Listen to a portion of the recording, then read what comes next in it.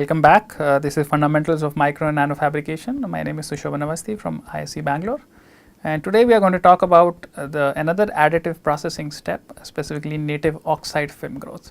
Native oxide is basically just referring to the fact that these are films that are directly grown from the wafer itself. So, the chemistry involves the wafer. So, wafer is one of the precursors of the reaction.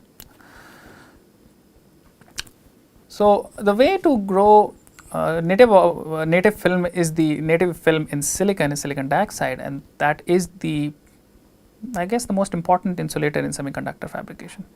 It is used for several things, the most important of course being the gate oxide. So, if you look at this slide number 2, the most important is this gate oxide in field effect transistor. This is where silicon dioxide is used and used most successfully.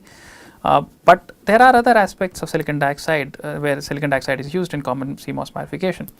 We have already looked at how silicon dioxide, which was formed through chemical means, was used to do cleaning. Remember, we were forming silicon dioxides and dissolving into HF. So, that is one use. Then there are certain masking oxides. During diffusion, if you remember, we looked at how masking oxides are used to prevent or to dopant from diffusing through, and you can use that to create patterns. We have not discussed this because this is a device related issue, but you can appreciate that in a typical process you would need to insulate a device from another device. So even though the wafer is the same, the two devices need to be electrically insulated from each other, and we use field oxides to do that. So that is this oxide. Oxides are actually also used to insulate metal layers. So in silicon you don't just have one layer of metal, you actually have multiple layers of metals. And we will come to that when we do metallization, but each of those metal layers has to be insulated from one another. Imagine over bridges and under bridges on a road, the similar thing with metals. So those are back end metal oxides, so those oxide layer also are typically silicon dioxide. So you can grow silicon dioxide two which ways. So one is a thermal grown oxide and one is a deposited oxide. So this lecture is going to be about thermally grown oxide. So this is an oxide that is grown from the silicon wafer itself, and we will talk about the deposited one later. So this lecture, which is of grown oxide, is what is a native film, right? So why am I hyping up the silicon dioxide interface so much? In the introductory lecture I did briefly discuss this, and the reason for that is that this interface between silicon dioxide and silicon. So this is an amorphous film, this is a single crystalline film, and you would expect that this interface between the film would be fairly defective, because there is a transition that is occurring from a crystalline phase to a amorphous phase.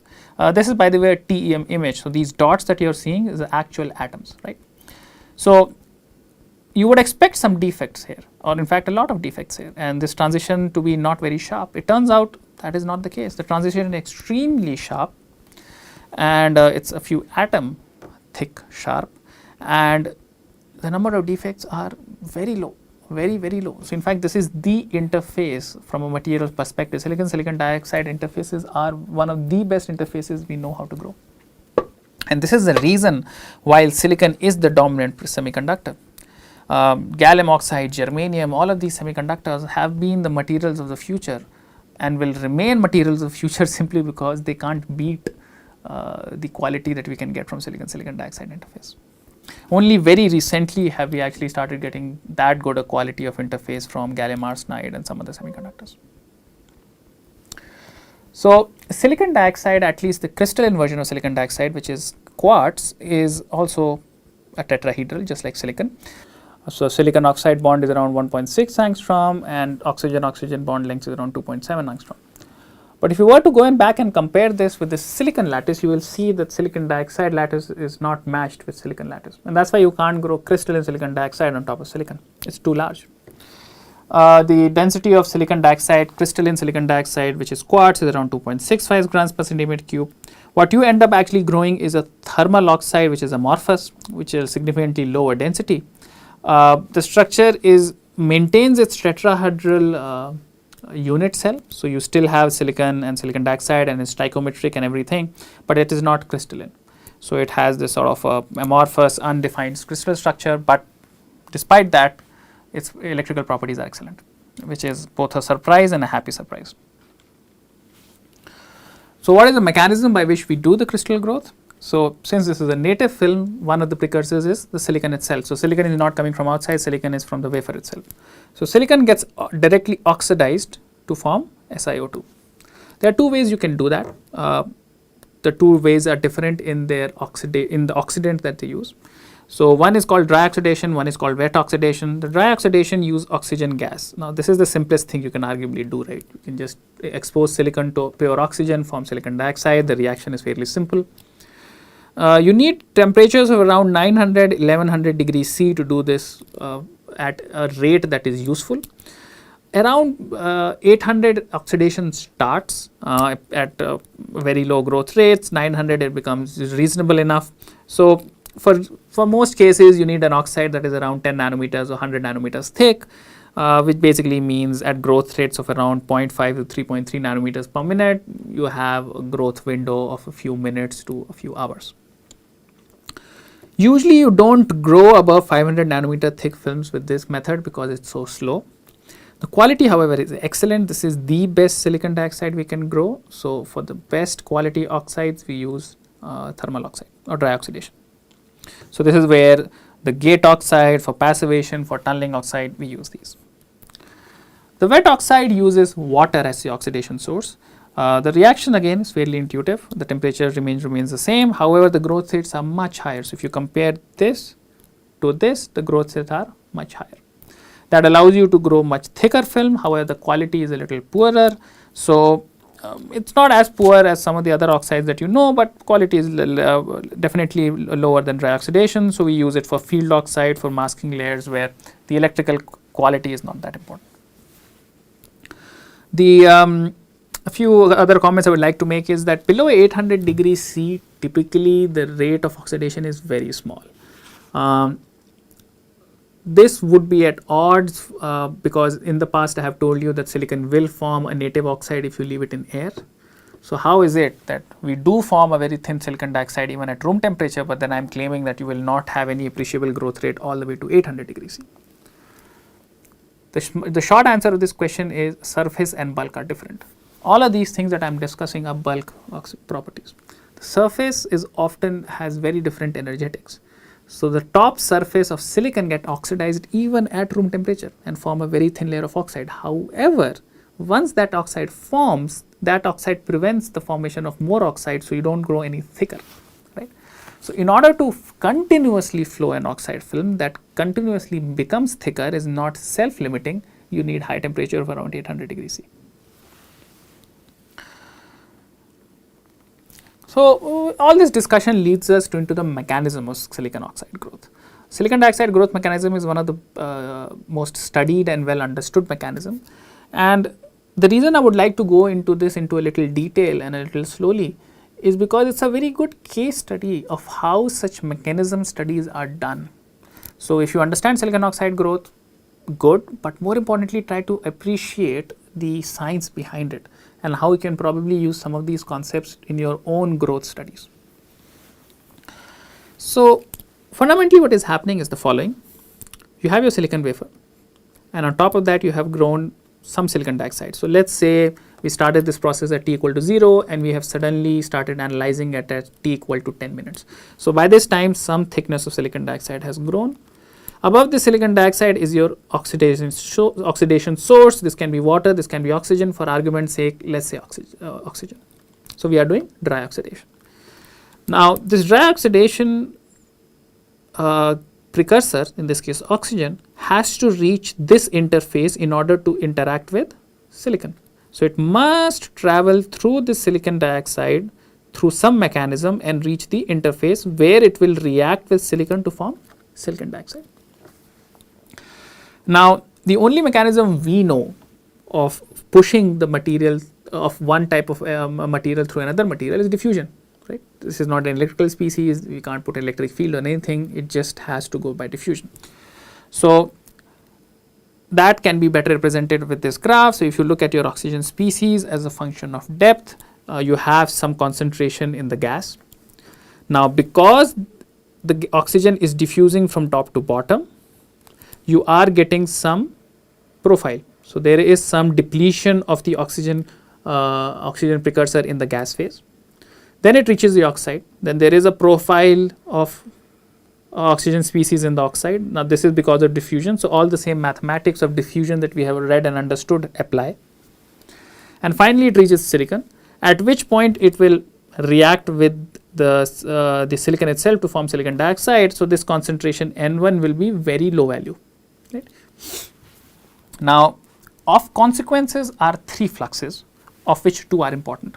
So the one flux is the flux that is within the gas itself. So the oxygen species is moving from this region of higher concentration to this region of lower concentration. It turns out that depletion is very minimal, that flux is very large. For the purposes of this discussion, let us ignore it. When we talk about chemical vapor deposition, however, this will become the dominant mechanism, but we will come to this at that point in time. For now, let us just ignore it.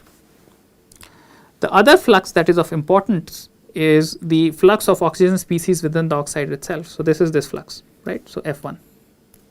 And then the last is the flux of the oxygen species reacting with silicon to form silicon dioxide. So that is this, that is happening at the interface. Now all of these fluxes are in series, and things that are in series must be similar, otherwise there will be accumulation. So if this is steady state, F1 must be equal to F2. Now let's look at that into a little more detail. So by the way, this whole kinetics is called the Deal-Grove model. I'll give the reference to the paper, the first paper that Deal and Grove wrote on this. If I'm not wrong, in fact, Grove went on to be one of the founders of Intel. So a very important man and a very important contribution. Okay. Now let us first assume a few things, because whenever you do modeling, you have to assume a few things. So let's assume the gas flow is high enough so that gas diffusion is not limiting, which is what I just said. Let's assume that this profile is very shallow, is not a problem. You can get arbitrarily high amount of the diffusion within the gas is very high, right? So this profile is very shallow. The second thing that you assume is N0 is just the solid solubility of the oxygen species in the oxide, because remember the same thing we did in diffusion. In order for a diffusion to occur, the species first has to get inside the material, but how much can it get inside the material is directly proportional to what is the solid solubility. So here we are talking about solid solubility of oxygen species in the silicon. So this N0 is nothing but the solid solubility of oxygen in silicon dioxide. So that's first assumption. Those are 2 assumptions. The next, let's just do the Frick's model, right? So this is diffusion, Frick's model applies. So flux F1 is nothing but given by the first law, which is d diffusivity of this oxygen species inside oxide, n by x, dn by x. Now assuming this is linear, and under very good approximation it is sort of linear, this is nothing but d into n0 minus n1 by x, where n0 is what? It is the solid solubility, and n1 is the concentration at the interface. The second flux we can assume to be a chemical reaction. So chemical reactions are either a first order chemical reaction, a second order chemical reaction. Let's assume here to be a first order chemical reaction. So there is a chemical constant K and multiplied by the reactive species. So this sort of is assuming that the rate of the reaction is completely decided by the oxygen species, and that is not a bad approximation, because you see silicon we have plethora of. There is a silicon lattice there. There are literally 10^22 silicon atoms sitting on the surface.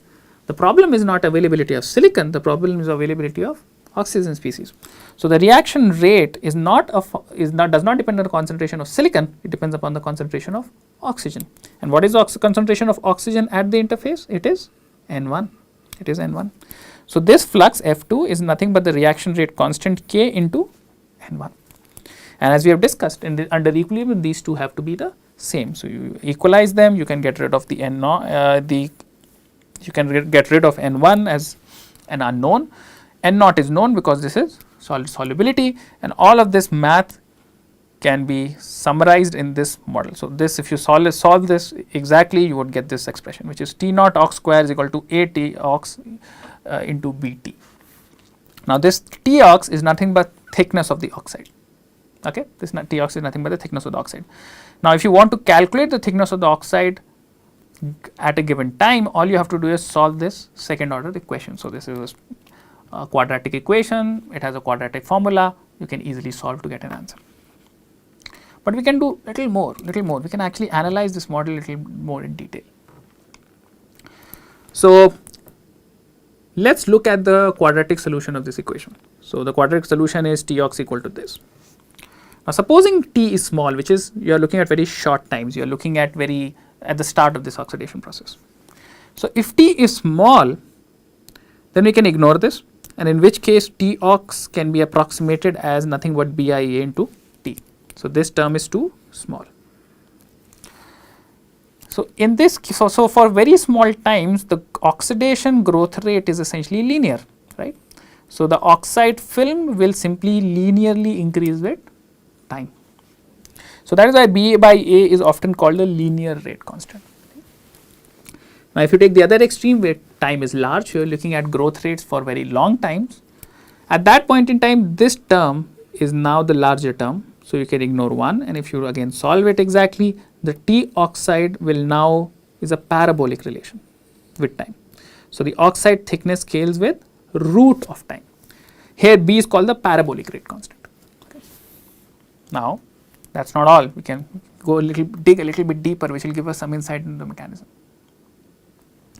So, let us look at the linear rate constant, which is relevant at small t. If you measure the linear rate constant as a function of temperature. So, by the way, the graph that you are seeing is called an Arrhenius plot. It is often used in a lot of mechanism based studies. So, let us understand it a little bit. By convention and for ease, these plots are often plotted as a function of 1000 by T, which is Kelvin inverse unit. So, if T is in Kelvin, 1000 divided by T is what is this axis. You can of course convert this axis into temperature, something you more intuitively understand. So, 0.7 refers to 1200, around 1200, 1 refers to around 700. So, this is a decreasing temperature scale, right. If 1000 by T is increasing, then T must be decreasing. So, this is the high temperature end, this is the low temperature end. So, if you were to plot the linear rate constant as a function of 1 over T, you would get these linear curves, these linear relation. Let us first look at this linear relation for two different oxidation species. So, let us look at for water, right, this is wet oxidation, and once look at for dry oxidation where it is for dry oxygen. The first thing to notice is that the activation energy EA, which is the slope of these two curves, is exactly the same or roughly the same. This is 2.05, this is 2.00, that is important. The second thing that you would notice in this figure is there is a subtle difference in the absolute value between silicon 111 and silicon 100. However, the slope is the same. So, the slope is the same, but the absolute value is a little bit different. Now, can we explain this observation based on the model that we have just made? Now, first way to understand the model is to always compare it to something physical. So, this activation energy, now this is a fitting parameter right now, but can we relate this fitting parameter to something important? And we can realize that the energy to break a silicon-silicon bond is at around 1.8 eV. So, this value is fairly close to this, right? Now, does our mechanism support this? Well, let us look at it further. You see, if the time is small, then the growth is not limited by diffusion, right. What we are essentially saying is the time is small. If you go back, if the time is small, then this silicon oxide has not grown to a large enough thickness. If the silicon oxide has not grown to a large thickness, then the problem is not diffusion through the silicon dioxide. That is fast. The bottleneck is reaction with silicon. So, the problem is not F1. F1 is fast, but the problem is F2, but because in equilibrium the two must be equal, F1 must be equal to F2.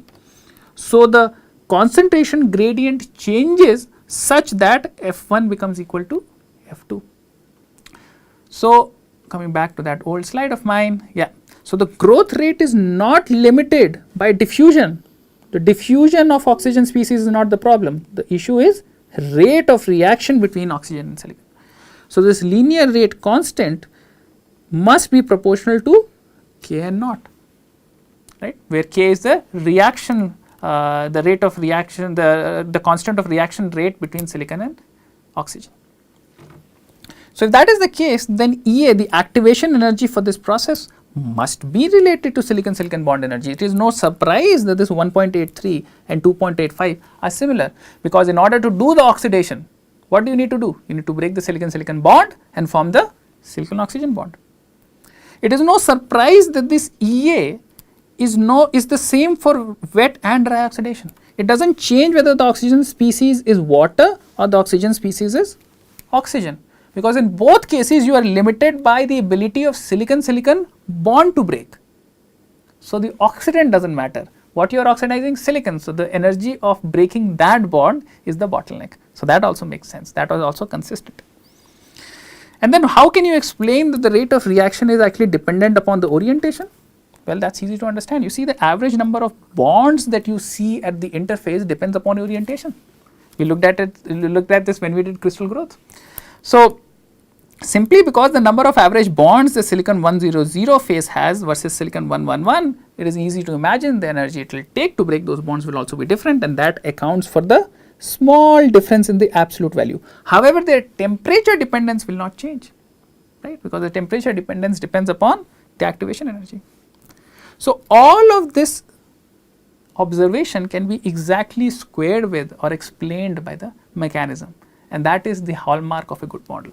All the data is explained, all the intricacies are explained. By the way, once again, all of this was done in this landmark paper. If you have not read it, I would urge you to go and look at this paper. It is a very old paper, 1960s if I am not wrong, but very, very, very convincing paper. So, this we have all done for linear rate constant. Now, can we do a similar sort of analysis for the parabolic rate constant? So, we can. So, here is the data for the parabolic rate constant. Once again, we are plotting it on an Arrhenius plot. So, the temperature is in the decreasing scale, and you are plotting it for 1 over T or inverse temperature scale. So, once again, we are doing it for two different oxidation species. One is wet oxidation, which is water. One is dry oxidation, which is oxygen. And here, unlike the previous case, we do measure a different activation energy.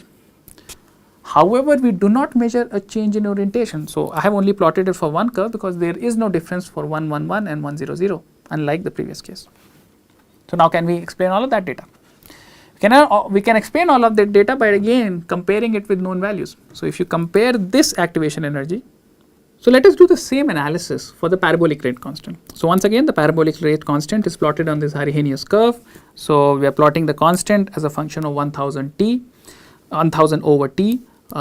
Just to help you along, there is a temperature axis on the top, right.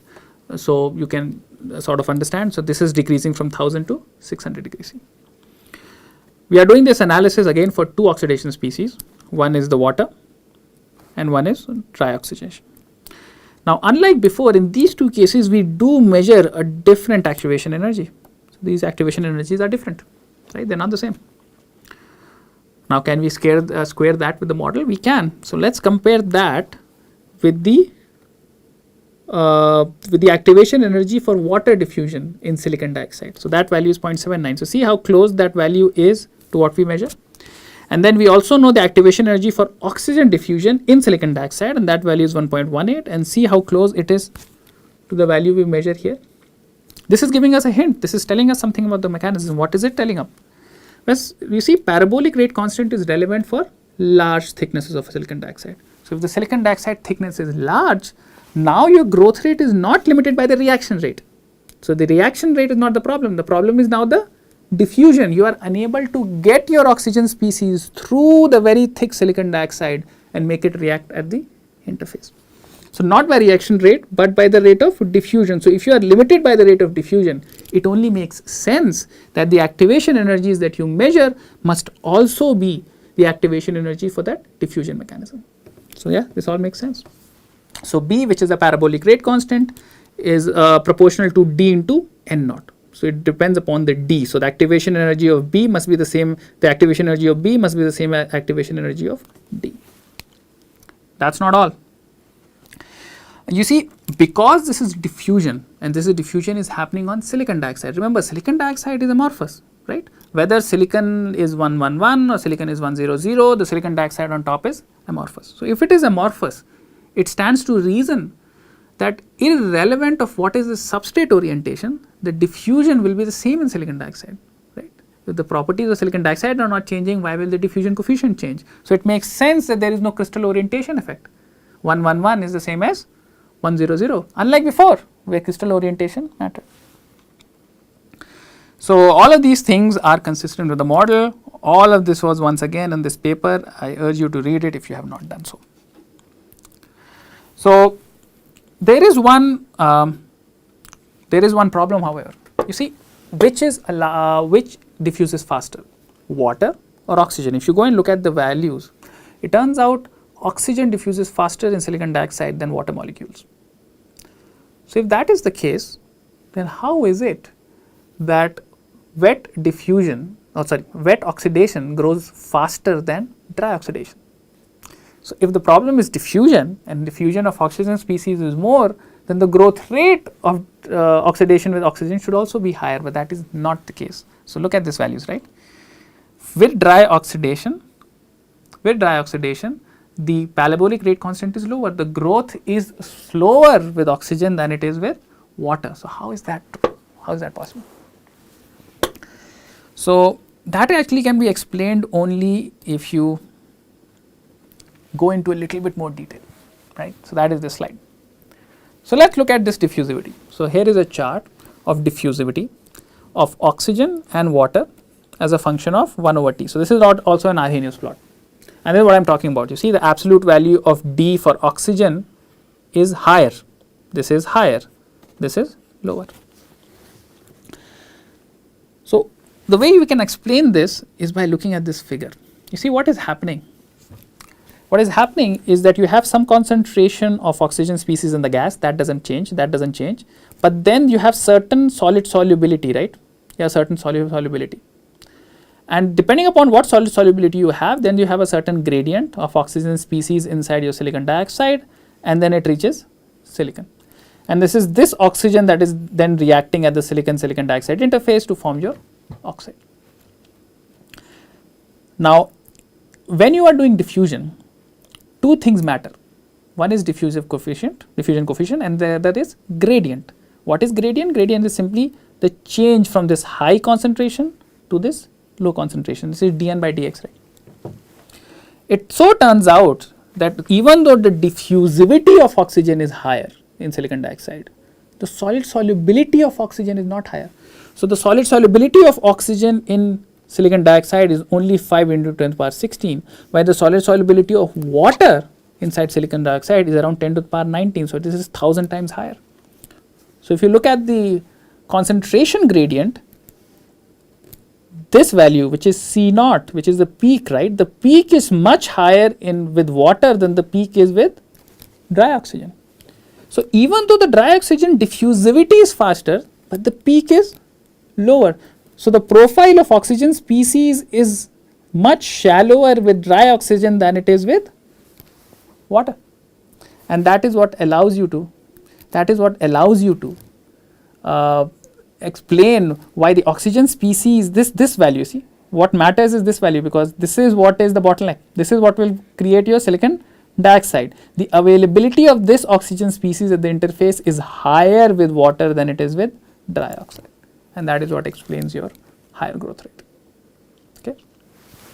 So, a good theory is always one that sort of explains all the data and is consistent with all the data, and the growth of silicon dioxide is a very good example of a good theory that has been backed by data and accepted. So, whoever of you wants to do these mechanistic type of studies of growth, I think should read and understand oxide growth, because oxide growth in my opinion is a beautiful theory, a beautifully written paper that sort of captures everything in a very consistent and elegant fashion. So, with that actually I will come to an end. We will just leave you, with that we will come to the end with this lecture. In the next lecture, we will go into in little more detail of silicon oxide growth.